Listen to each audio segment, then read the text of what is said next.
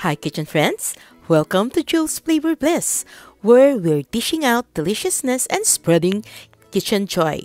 From sizzling stir fries to decadent desserts. Join me for an easy home-style cooking adventures that will leave you craving more. Hit subscribe and let's cook up some magic together.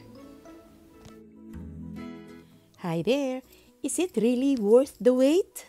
For a kilometer line just to have this famous croissant? Yes, yan ang pipilitin nating makreate. Yes, my friend. Kaya natin at madali lang pala. So tara and let's get baking. All we need is this puff pastry dough. And let's make life easier. All we need is 2 rolls of this.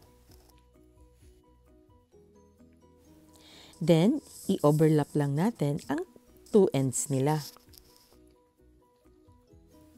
We'll just make sure na talagang well-connected siya para hindi tayo mahirapan sa pagkakat mamaya.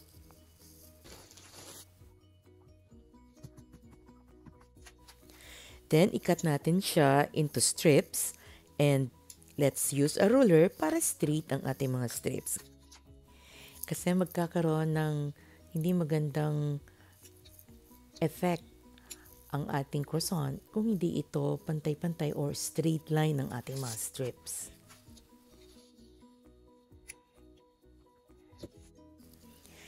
At right now, i-roll natin ito one by one hanggang sa matapos natin yung strip at naka-form na tayo ng isang round na croissant. And make sure na level uli ang ating pagro-roll or else magkakaroon uli ito ng effect sa ating croissant, sa final result ng ating croissant.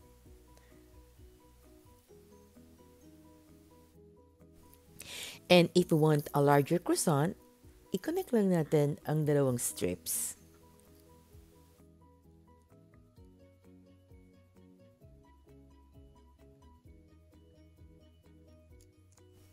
And no worries if hindi siya masyadong nagtikit maigi.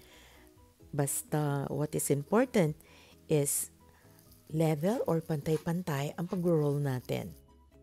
Another tip then is huwag natin masyadong i-tight ang pag-roll.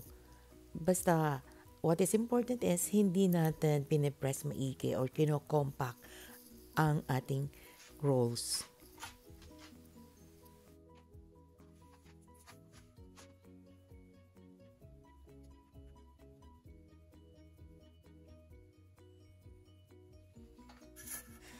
So right now, i-ready naman natin ang ating mga molders.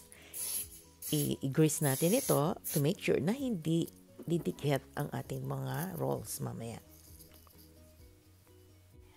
At if you don't have anything like this, pwede kayong mag-improvise using aluminum foil. Then, gawa lang kayo ng strips and then i-connect nyo to make a circle. And it's important na don't miss itong step na to dahil yung ating mga rolls, pag wala siya sa molder, is mag-expand ito. Then, i-egg wash natin ito and isang mas magandang gawin natin after i-egg wash natin is mag-sprinkle tayo ng konting sugar sa ibabaw nito. For added flavor, of course, at mas iba-brown pa niya ng gusto ang mga rolls mamaya. Then, cover ulit natin ito ng parchment paper. And on top, we have to do this. Huwag nyo skip din to. Then, we pop it sa ating oven. 25 minutes for the first side. And then, i-turn natin. And let's give another 20 minutes for the other side.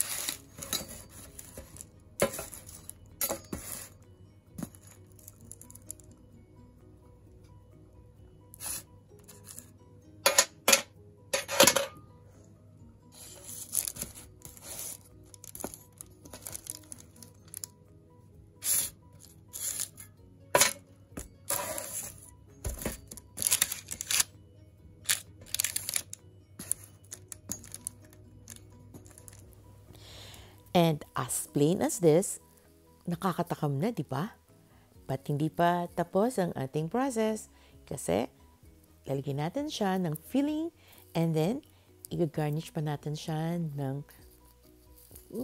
anything ng favorite nyong Nutella or melted chocolate, white chocolate, or anything na trip nyong ilagay. And this is yours. Remember, personalize natin ito. So, ito naman, we'll put a filling sa loob.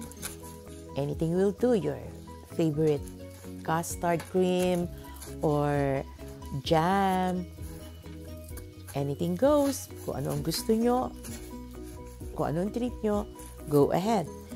But first, kailangan nating maglagay ng holes dito. Sa pinakamalaki, let's put 3 holes. And I'm using yung tip ng aking meat thermometer na para kasing nail ito na malaki.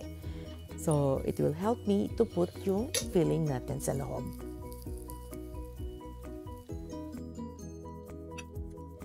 And right now, let's put the filling inside. At I'm using yung custard cream na ginawa ko last night. And again, pwedeng ilagay nyo rin dito, for example, is yung peanut butter. Diba? And then, so, whatever na type nyo ilagay sa loob, you can do it. But, be sure lang na ma-feel natin talaga yung kaloob-looban nito. I'm having a hard time using my tip dito. So, if you have something na mas longer yung tip niya, much better.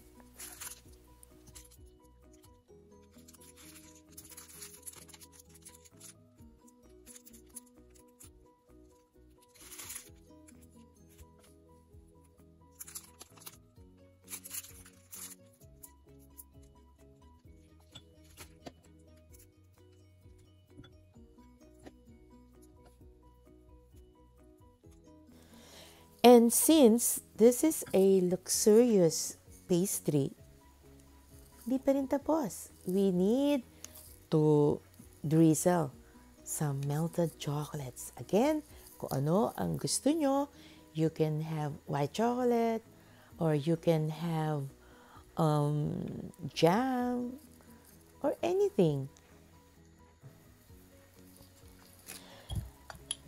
And the last fun part is sprinkle natin siya ng chopped pistachios, pistachio nuts, or pwede nyo ring lagyan ng candy sprinkles or whatever nuts na gusto nyo.